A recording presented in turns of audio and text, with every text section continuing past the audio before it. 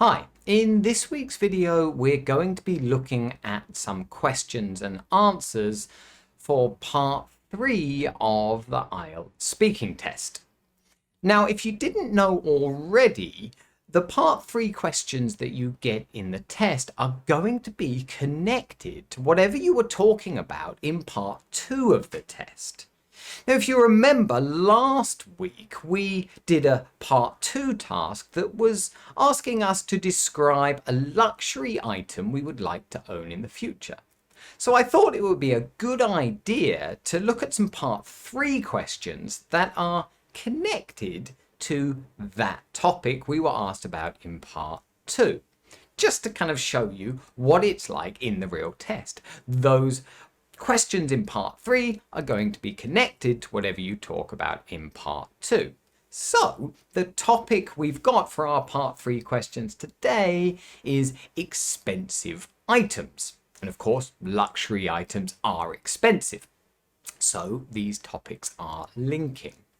What we'll do is look at the questions first, and then I'll give the full answers so you get a chance to see them and listen to them and maybe think about what is good about these answers and why they would be appropriate answers for part 3 of the IELTS speaking test. After that, I'll give a short analysis of these answers and explain why they would be very good answers to give in this part of the test. So what we'll do first is just look at these questions. I've just chosen 2 questions to look at. The first one is this one. Which expensive items would many young people in your country like to buy? So of course, here really quite a simple question.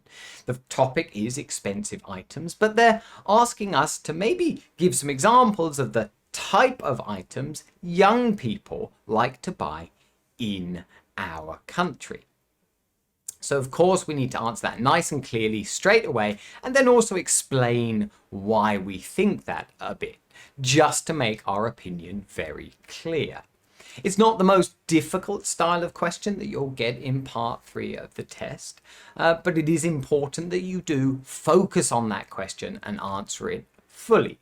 That's the first one. If we look at the second one, it does get a bit more complex. Here you can see it's asking, how do the expensive items that younger people want to buy differ from those that older people want to buy?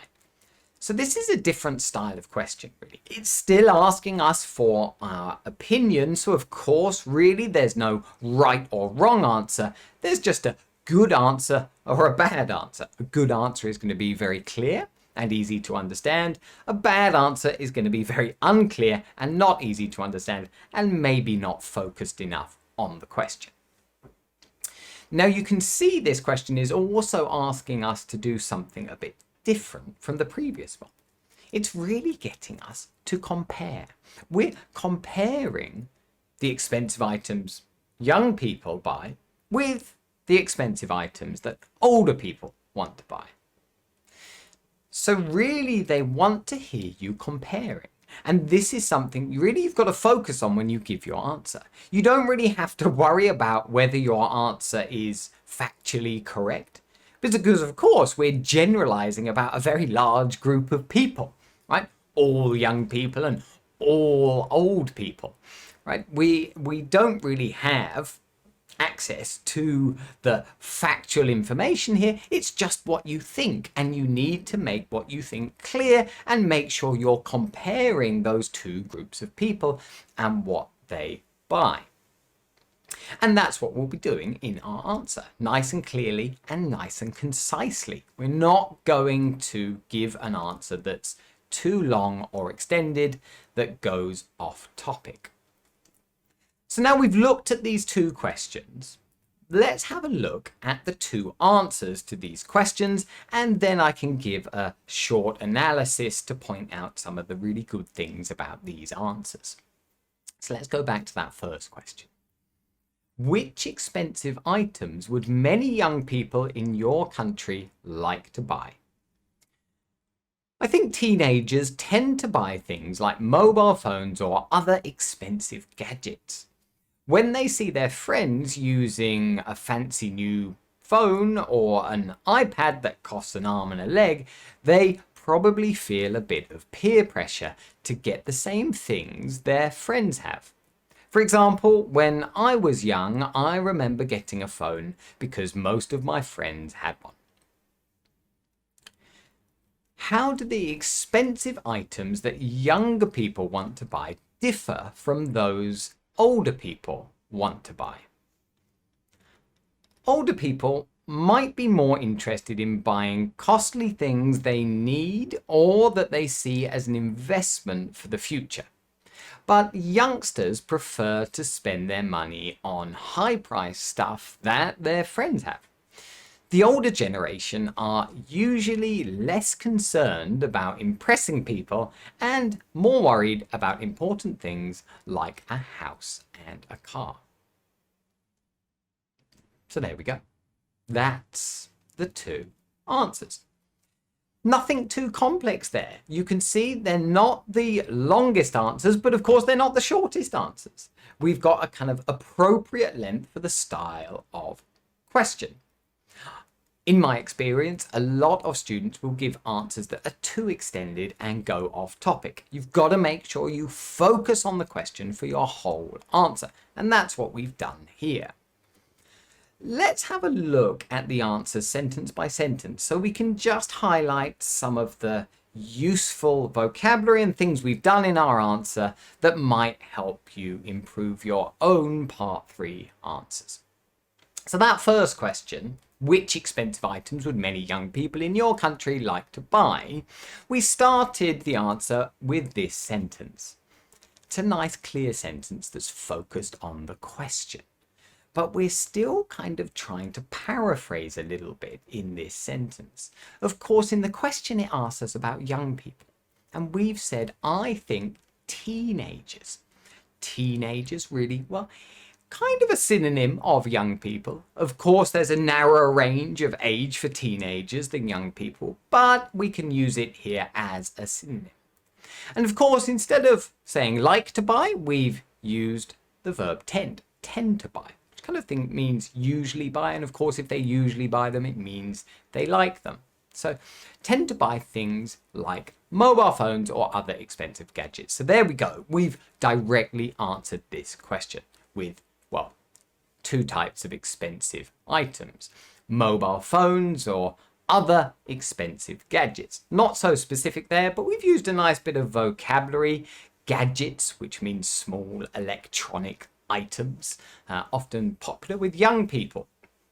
Of course, we have actually copied a little bit from the question. The word expensive is there. And often you will just have to do this when you're answering questions. You might not have time to think of synonyms. But of course, you can see in our next sentence, you can see here, we have actually used some synonyms of expensive. Here we've said, when they see their friends using a fancy new phone. So fancy here used as a synonym of expensive. Or an iPad that costs an arm and a leg. Well, to cost an arm and a leg is an idiomatic phrase that means very expensive.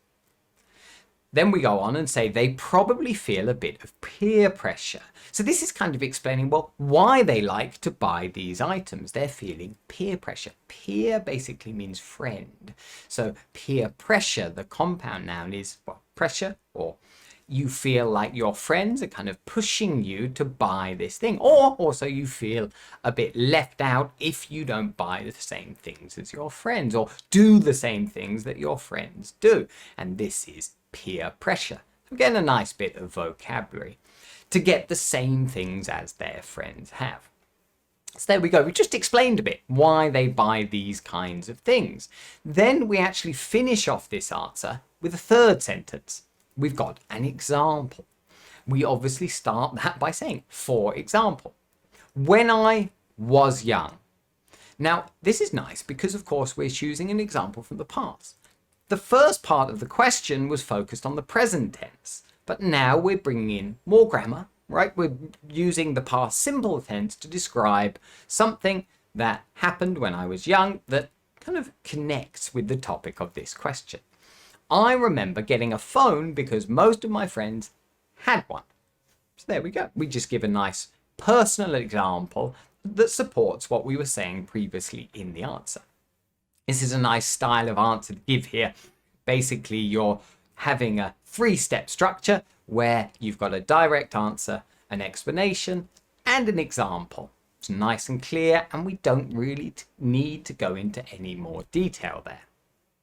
Now, if we look at the answer to the second question, which was how do the expensive items that younger people want to buy differ from those that older people want to buy, you can see again in my first sentence, we're giving a nice direct answer, and we're showing the skills that the examiner wants to see straight away, which, if you remember, I said before, is to compare. So here we've got older people might be more interested in buying costly things they need. Now, you can see here, of course, we've got a comparative, more interested in. And this is really what we want to be showing the examiner we know how to do. We're comparing. We're comparing older people with younger people. So they're more interested in buying costly things they need or that they see as an investment for the future. So we've explained older people there. And, well, of course, we need to explain younger people a bit and compare. So we're using the conjunction but. But youngsters, here we're trying to use another synonym of young people or teenagers. Youngsters works here. Prefer to spend their money on high-priced stuff that their friends have. So there we go. We've kind of explained that in a bit more detail in the previous answer. So there's no need to go into too much detail on what those things are. But of course, it's things that their friends have that we explained in the previous answer. Of course, here as well, we've got the word high-priced, which is another synonym of expensive, just to stop us from repeating this word too many times.